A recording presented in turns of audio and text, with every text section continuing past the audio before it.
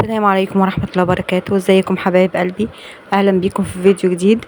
هنعمل النهاردة مع بعض الفطاير القمر دي.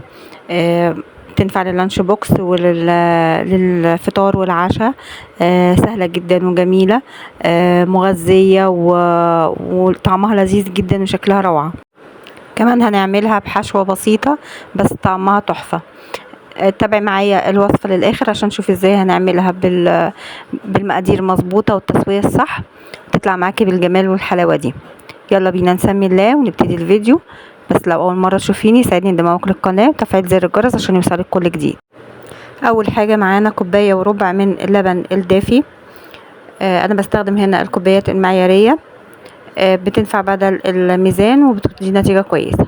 معانا كمان 3 معالق كبيرة من السكر، هننزل عليهم بمعلقة كبيرة من الخميرة الفورية، وكمان هنضيف تلت كوباية من المية، وبعدين ننزل عليهم بربع كوباية من السمنة او الزبدة تكون سايحة بس ما تكونش سخنة.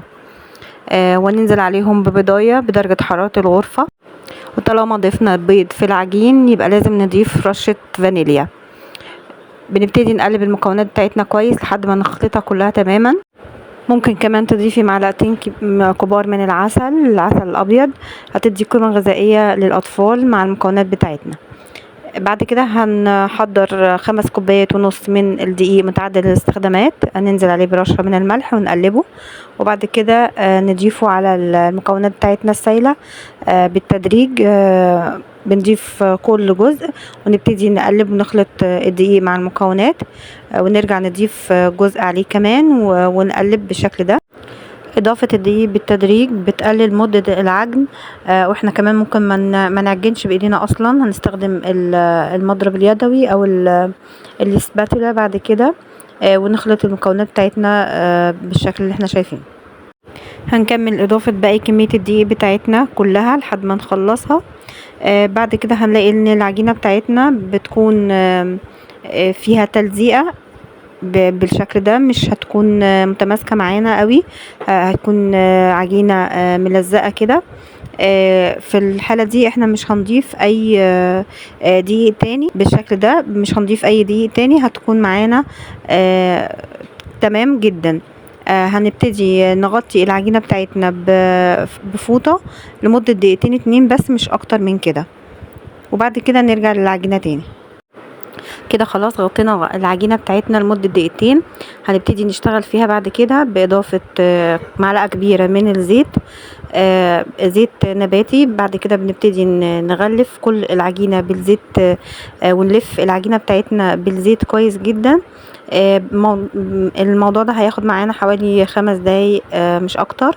هنلم العجينة بتاعتنا في قلب الزيت كده لحد ما يكون الملمس بتاعها بدأ يكون ناعم ومتماسك زي ما احنا شايفين كده. ده بيكون قوامها كده. بتكون العجينة معانا تماسكت بس بتكون برضو لسه فيها سنة تلزيقة في الايد. بنرفع العجينة بتاعتنا من البولة، وبعد كده بنضيف معلقة من الزيت نغلف بيها البولة، وبعدين نرجع العجينة بتاعتنا تاني ونغلفها بالزيت علشان نبتدي نغطيها ونركنها علشان تاخد وقتها في التخمير. بتاخد حوالي نص ساعة في التخمير، وبعد كده لحد ما حجمها يتضاعف وتكون معانا بالشكل ده.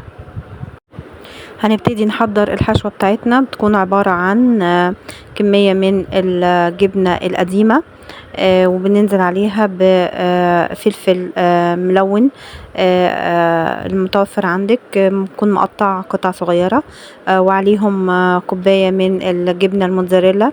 بنبتدي نقلب الحشوة بتاعتنا. طبعا تقدري تضيفي اي حشوة تانية متوفرة عندك او انت حباها، بس تكون الحشوة مستوية. ولو هتستخدمي جبنة يفضل ان تكون نوع الجبنة خالية من السوائل علشان تدينا نتيجة كويسة في العجين.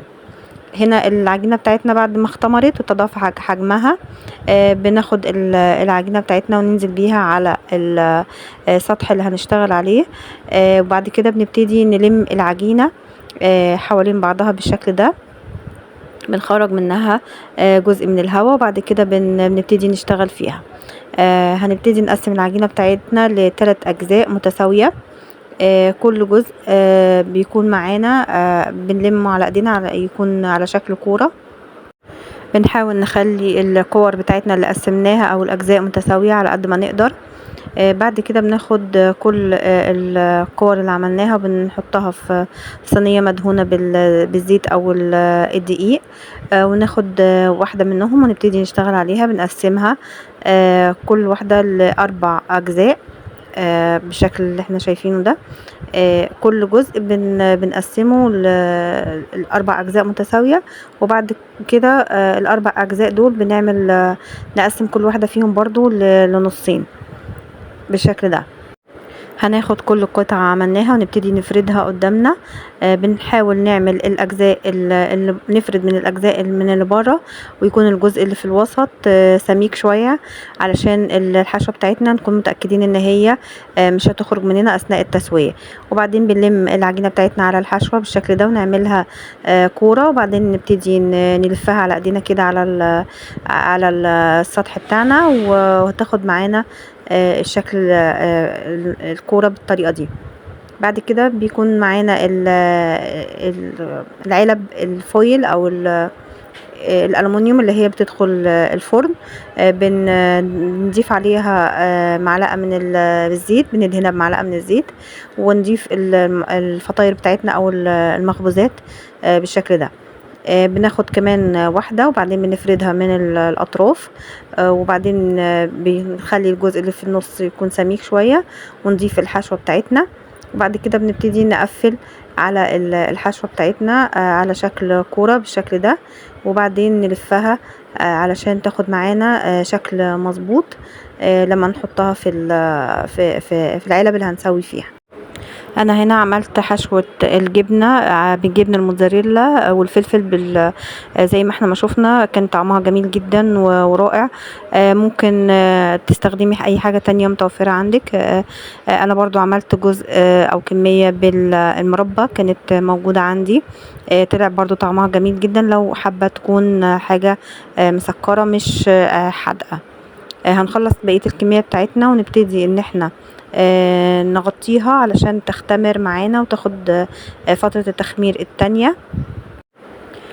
كده بعد الفطاير بتاعتنا ما اختمرت بالشكل ده وتضاعف حجمها تاني، بنبتدي نجهزها علشان ندخلها الفرن. بنحضر معانا صفار بيضة، بنضيف عليه 3 معالق من اللبن الحليب، ونضيف عليهم كمان رشة من الفانيليا. ممكن تستخدمي لبن بس لو مش حابة تضيفي صفار البيض، وتضيفي عليه معلقة من النسكافيه، او برضو لبن بس وعليه معلقة من الفانيليا، مفيش اي مشكلة.